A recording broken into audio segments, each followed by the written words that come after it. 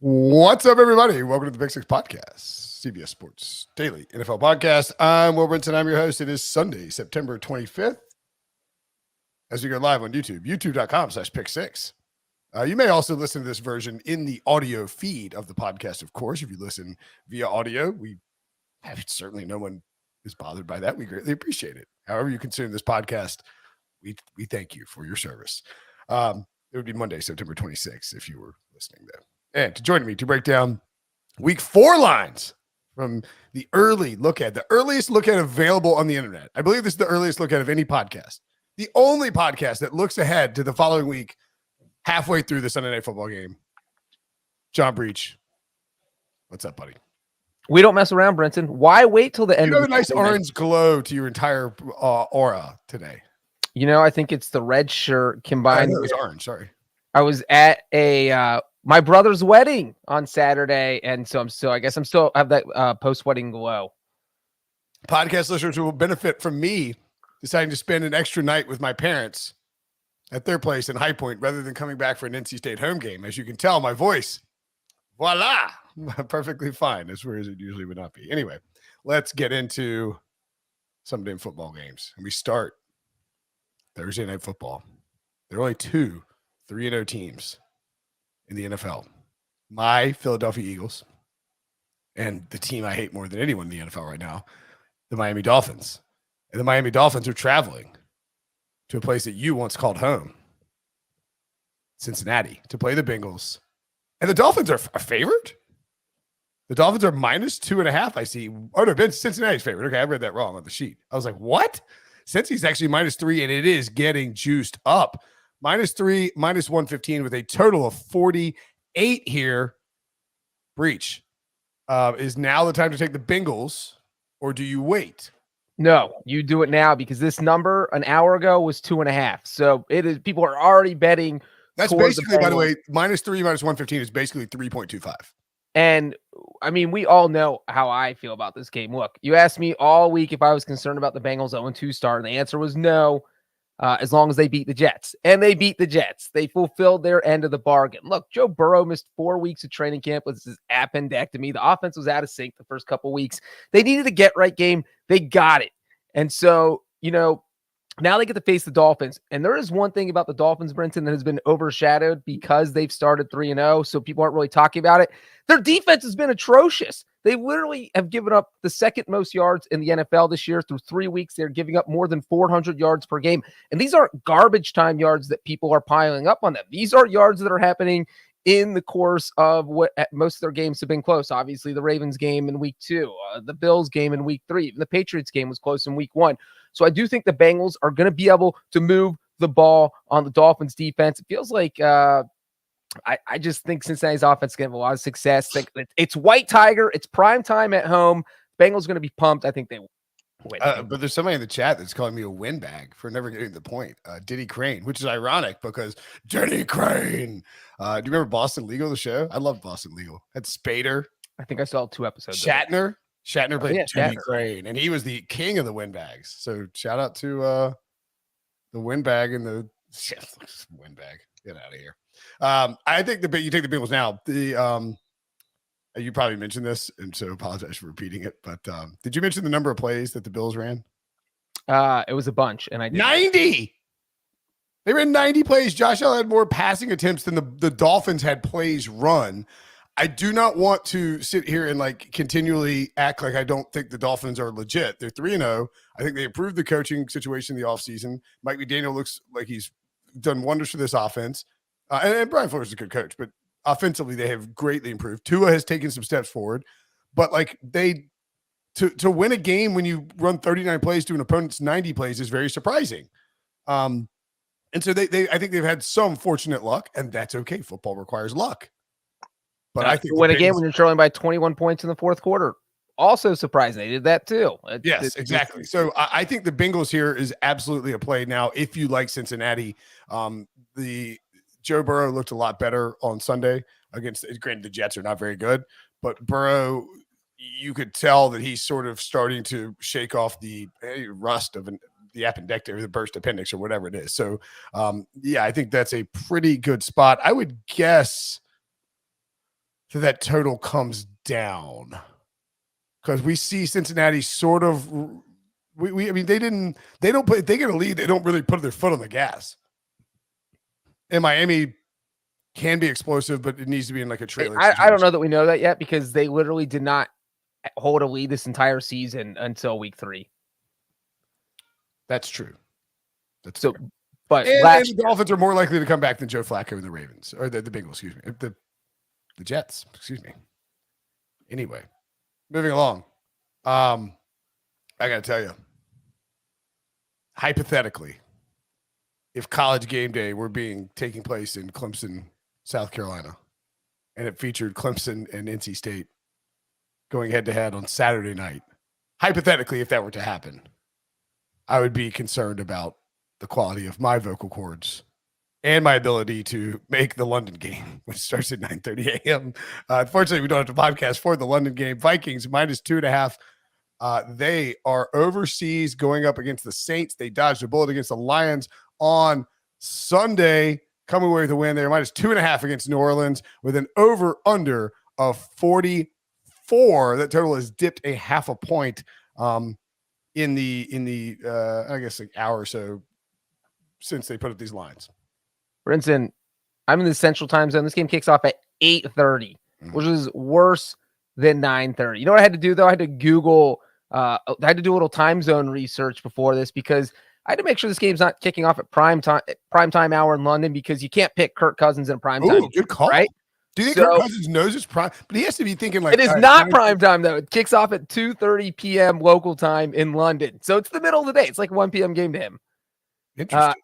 And do you think that he would have been like, okay, all right, Kirk, listen, Kirby, it's 1 o'clock and it's 9:30 in America. It's not even, people are even awake. Don't even worry about it. The West Coast don't even know that you're out there. They go crush. No, it wouldn't have worked. Once the lights come on, he just melts. That's what happens. It doesn't matter what time it is. I don't know what the deal is. But you know what? For me, this game is just that I don't trust the Saints at all. They just, it's like they forget what time the game kicks off every week. They've been one of the worst first half teams in the NFL to the first 3 weeks. They're averaging 3.3 points per game in the first half through 3 weeks. Jameis Winston just hasn't looked good. So the Saints are just a hard team to trust. They got bashed by the Panthers. I know the score was close, but it never felt like a game the Saints had a chance to win. And, the Vikings kind of got lucky against the Lions, but you know what? Kirk Cousins was on fire in the fourth quarter. I'm going to back Kirk here. I think I like the Vikings to cover that 2.5 right now. I like the Vikings a lot here. I don't think the Saints are very good. And Chris Olave and Michael Thomas both suffered injuries. And that's not reactionary coming out of their loss to Carolina. They just didn't. I think if you have a half-decent defense, you can pretty much slow down whatever the Saints are throwing at you from an offensive standpoint.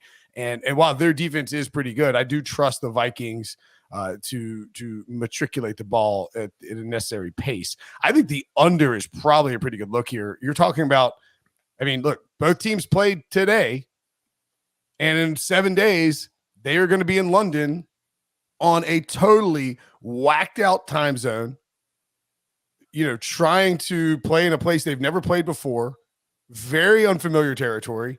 And this total, we saw the Vikings, this week, the Vikings and the Lions got involved in a bit of more of a shootout, but that's because the Lions put up the points and the Vikings stormed back.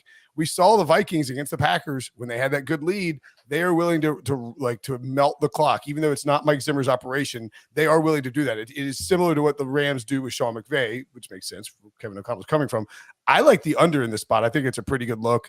You can maybe the Vikings moves out a little bit depending on what injuries happen.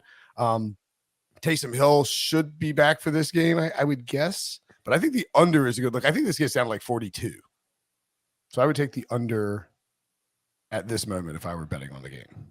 All right, next up, the Bills at the Ravens. A huge game for the AFC on CBS. The Ravens moved to 2-1. The Bills fell to 2-1. And this is a potential AFC championship game, to be perfectly honest. Like, that wouldn't be that crazy. A total of 54 coming out of the gates hot. Let me see if that's moved, actually.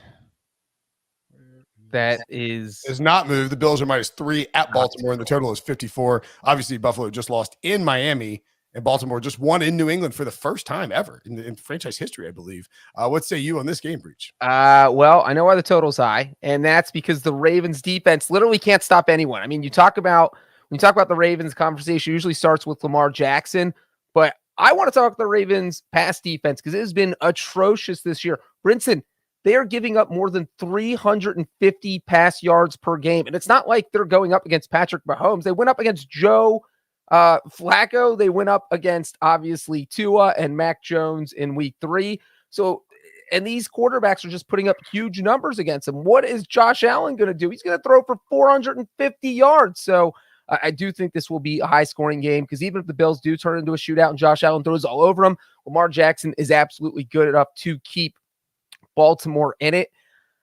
I don't know. I'm split on this one right now. I'm leaning Buffalo, but man, Baltimore as a 3-point home dog is enticing.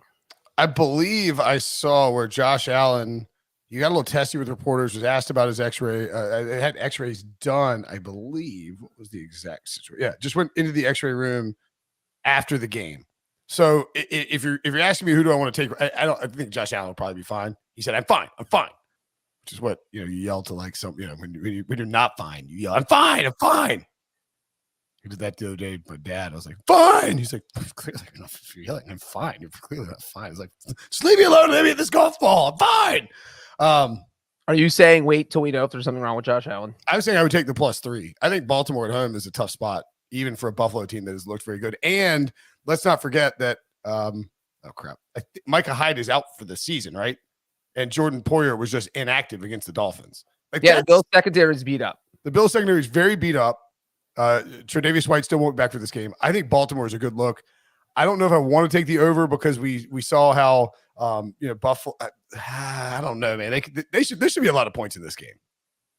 I don't think the total will go climbing up until we know about Josh Allen, but I would take the 3 points now while I can get it before it moves. All right, let's take a break. When we come back, more Sunday action for week 4 as we look ahead at the early lines next. The Jacksonville Jaguars. Oh my God. I didn't realize this game is next week. It's the Brinson Bowl. My Eagles against my first place undefeated Eagles against my first place Jacksonville Jaguars. They're going head to head in Philadelphia. Obviously, I have a lot of love for Philadelphia, having spent so much time there in my life.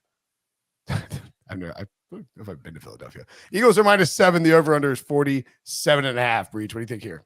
Look, Brinson, I'll give you all the credit in the world. You were on Jacksonville's bandwagon before anyone. You predicted they would win the AFC South, which does not sound even 1% as crazy as it sounded in the offseason. I'm now on their bandwagon. You have won me over. Jacksonville has won me over.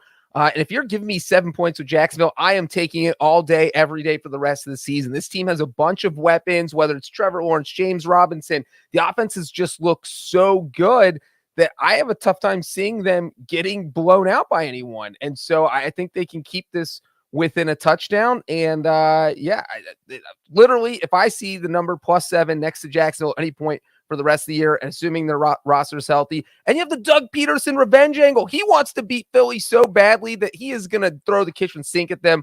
I'm all over Jacksonville here. Yeah, this feels like too many points. Right? I mean, I think Jacksonville's kind of good. It is totally possible that the Eagles are the best team in the NFC.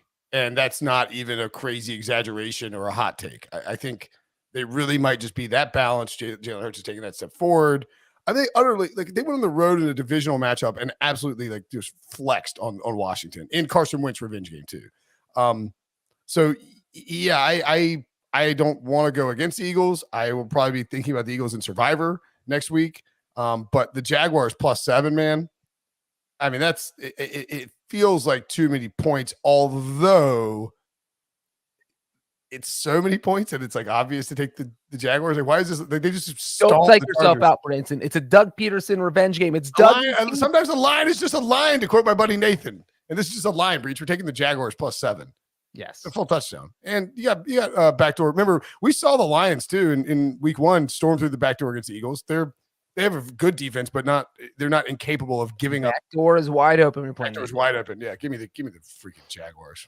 God, I didn't realize that game was this week. I wasn't prepared for it. All right. Titans at the Colts. Whew. two teams that are, how do you say, quite thrilled to come out of week 3 with a win.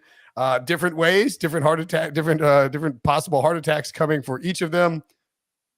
Colts -3.5 with a total of 43.5 in this game, Breech. The line has not moved. Are you going to back? See, this is a Breech Bowl. This is the team I thought I liked against my Titans here in Nashville. It's in Indy, but I'm in Nashville. The Colts beat the Chiefs on Sunday, but I was not very impressed with that win. I'm not sure how they beat the Chiefs. Exactly. The Chiefs just handed them a win. We're going to run a fake field goal on 4th and 11. We missed a field goal. We muffed a punt that set up a Colts touchdown. They just kept giving them points and opportunities to win, and the Colts finally took it and won with that last-second touchdown thrown by Matt Ryan. So I just wasn't too impressed with the Colts. On the other hand, the Titans, I thought, dominated the Raiders. Yes, the Raiders made a game of it at the end, but it really felt like the Titans were able to move the ball up and down the field for the most part. And so I think I like the Titans. It looks like Ryan Tannehill's getting a lot more comfortable with his offense, with his new receivers. And you know what? The Titans have won 3 straight against the Colts. Mike Vrabel just seems to have Frank Reich's number. And if I'm getting +3.5, I'm taking it. I am just taking it. Give it to me. I'm taking the Titans +3.5. The other thing I thought too about Tennessee's performance was it felt like Derrick Henry, didn't he get tackled at the 1 and then they threw Tannehill snuck in. Like Henry could have, I think they dialed back his carries a little bit because they didn't want to try and give him too many. And then Las Vegas had the ball a lot late. It felt like that final 2 drives for Las Vegas, I guess, went on for hours. Yeah, actually, they were quite long. But the point being is that it feels like Henry could pop for another big game coming up this week, and that wouldn't be surprising, especially against a division rival. Vrabel knows how important this game is. Jacksonville, we just talked about, is in Philadelphia, so you have the opportunity to maybe make up some ground if the Jaguars lose. And I think we see this is just Derrick Henry gets fed against Indianapolis, particularly when a lot of the talking heads will be leading up to it saying who is the best running back in football, and a lot of people will choose Jonathan Taylor. I think this feels like a big pop-off spot for Derrick Henry. So I'll take the 3.5 as well. Don't really have a great opinion on the total, but I mean, I don't think there's gonna be a bunch of points scored in this game. Yeah. Would probably lean under. I would get it comes down a little bit, but there shouldn't be weather involved. It won't be weather involved because it's in Indianapolis. All right. The Jets at the Steelers, a game we have to talk about because it's on CBS and because Ryan Wilson is all about. It's in his contract that we have, since he's not on the show, we have to talk about the Steelers. Yeah. We have to. We're required. He had it put into his contract. And total Wilson move. Such a Wilson move. Pittsburgh played on Thursday. Of course, the Jets lost to the Bengals on Sunday. The total here 41.5 gross. Steelers -3.5. That line has not moved a whole lot. Pittsburgh is one of those where if you're doing Survivor, you're thinking long and hard about the Steelers, but man, laying 3.5 to the Jets is kind of stinky. Like I think I would probably take Pittsburgh. This feels like it should be more, but can you trust this offense to do anything? Is it possible you get Kenny Pickett? Well, that's the problem, is that can you trust the Steelers? Look, Brinson, we know this fact that the Steelers, since drafting TJ Watt, have played 6 games without him. They are 0-6. They have never won a game without TJ Watt. Obviously, he's not going to be out there for the rest of the season. I mean, they have to eventually win a game without him, I guess, maybe. But then the problem with going with the Jets is that Zach Wilson might be out there. Is he going to be rusty after missing the past month? What is going to happen? The Steelers' offense is bad. The Jets' offense, who knows what it's going to look like with Zach Wilson. I don't know what to do here. 3.5 is a ton with the Steelers. I probably lean that way because it feels like a must-win game for Pittsburgh, but it's not like the Jets are great. So hey, that feels like an understatement. The Jets can't do much. They can't. They did not score a touchdown against the Bengals. And remember last week, they only scored 9 against 31 points, but 14 of them came in the final 90 seconds. Right. I mean, they really shouldn't have. Like, can Pittsburgh get to 21 points? That's the question. Right. If Pittsburgh can get to 21 points and they can win and cover, I mean, this is not one I'm interested in really 20-13. That's it. I'm taking the Steelers. That's what I think it's going I feel like I'm going to have to argue with like people like this is the survivor game, and then I'm going to feel like an idiot. And yeah, I would probably lean towards the under in this one. And by the way, we're getting into hashtag hurricane season, which means that there's going to be weather coming. For instance, in Clemson, South Carolina, it's Hurricane Ian is supposed to be rolling through on Saturday. Nobody cares, but I care. Anyway, our North Carolina State listeners love you, all 7 of them. Pittsburgh, 60, yeah, still kind of just mild in Pittsburgh, but it could be rainy, sloppy. Under seems like the play here, but I don't really feel like 41.5 is just, you get one slip up in the defensive backfield and the Flacco bomb, or I don't know. I would lean towards the under. I would guess it comes down a little bit. So if you like the under, you'd probably want to bet it. Now, the Patriots at the Packers, also on CBS. This line is probably not available. Oh, it is available. Oh, it is. Starts up to 9.5. Mac Jones has a high ankle sprain. I would, if you can bet this, you should bet the Packers right now. I don't think Mac Jones is worth 8 points or 4 points or whatever it is. The line. Brian Hoyer is capable of stealing a game. I guess he almost did it against the Chiefs in the COVID season. But this line has already moved up a full point. The total has dropped half a point. I mean, Mac Jones, there's almost a 0% chance Mac Jones is playing this game. The Patriots offense hasn't looked good. Green Bay's defense is awesome. And, this is a sort of a flex spot for Aaron Rodgers, it feels like. Yeah, the Patriots offense has been bad. This feels like a 24-13 game. Like it feels like a game that the Packers will cover, but just barely, just because Belichick is good. He's a defensive mastermind. He slows teams down. Obviously, he did not do that today against the Ravens because he gave up 37 points. But I don't think the Packers get into the 30s in this game. So it's really, do you think the Patriots can put up 17, 20, 24 points, and you're either going to have Brian Hoyer or an injured Mac Jones? So my feeling is no, they cannot do that. So I'd probably lean Packers. Yeah, I would think the Packers. I think this keeps climbing. This moved a full point off Mac Jones, and that's probably whatever he thinks he's worth. But I think this keeps moving up. So I would take move it on up. Okay. Oh God, I thought I had it. I didn't have it. All right. Finally, Chiefs at the Buccaneers. Ooh. Sunday Night Football. Does Monday Night Football involve the 49ers or the? Why am I missing Monday? Where's Monday Night Football? What is Monday Night Football? You don't know? All right, cool. That's fine. Are you talking to me? Staring at me blankly. I didn't know you were talking to me. It's the Rams and the 49ers. That's why. I thought you were asking a producer. You didn't. You got to be more specific, Billy Brinson. Anyway, the Chiefs at the Buccaneers. Chiefs are minus 2.5 on the road in Tampa with a total of 47. September, Patrick Mahomes. He got out of September with no interceptions, right?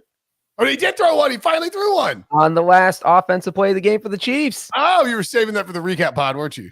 Maybe. This line has not moved at all. Total hadn't really jumped around much either. Man, I don't know. I don't think the Bucs are particularly great, but I think they're being pretty undervalued here, catching 2.5 at home. Mike Evans will be back from suspension. True. We don't know Chris Godwin's status yet. I felt like I don't know if the Chiefs have the defensive prowess to mess with Tom Brady the way that the Packers did on Sunday. Yeah, I mean, Tom Brady underdog at home in prime time. I automatically lean that way, but I wouldn't touch this game until I see an injury report just because the Buccaneers are so banged up. Obviously Evans was suspended. Julio Jones was injured. I mean, Tom Brady was out there throwing passes to Cole Beasley, who just got signed a few days ago. So that's how desperate the Buccaneers were for receivers. So, I mean, if we go into this game the same way as week 3 where Tom Brady just doesn't have anybody to throw to, then I like the Chiefs, I think. And, they're going to be a little upset about the way they lost because they feel like they gave that game away against the Colts, whereas the Buccaneers really felt like they got dominated by the Packers. The Packers kind of held that game the whole time. So I think I lean Buccaneers, but I just need to see how many healthy receivers they have. It's just, the Buccaneers aren't a bad team, right? We talked about this. They had a tough start. 2-1. No. Yeah, I think Tampa Bay wins this one outright. Tom Brady, Sunday Night Football against Patrick Mahomes. And again, I know Andy Reid and Patrick Mahomes are awesome. Don't get me wrong, but this defense for Tampa Bay is good. I think the under might be a look here too as well. Kansas City's not been. They were not anyway. I would look towards the under initially, and certainly would.